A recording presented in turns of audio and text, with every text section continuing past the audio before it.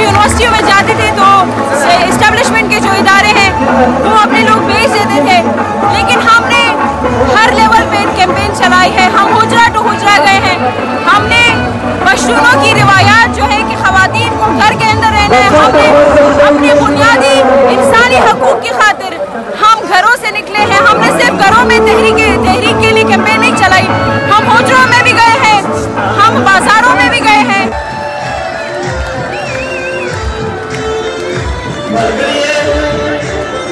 ना हमारे पास कैंपेन के लिए जलसे के लिए कुछ ज़्यादा वसाइल मौजूद हैं, लेकिन उन लिमिटेड वसाइल के बावजूद आज आप देख रहे हैं कि बहुत बड़ी तादाद में लोग यहाँ पर मौजूद हैं और ये बंदू की तारीख का एक सबसे बड़ा जलसा है। और ये मेरे ख्याल में एक दफ़ा फिर उन लोगों के लिए भी एक पैगाम है जो ये कहते थे कि PTM वाले अब जलसे नहीं कर सकते, लोग इकट्ठा नहीं कर सकते। मेरे ख्याल में ये एक अमली जवाब है उन सब के लिए।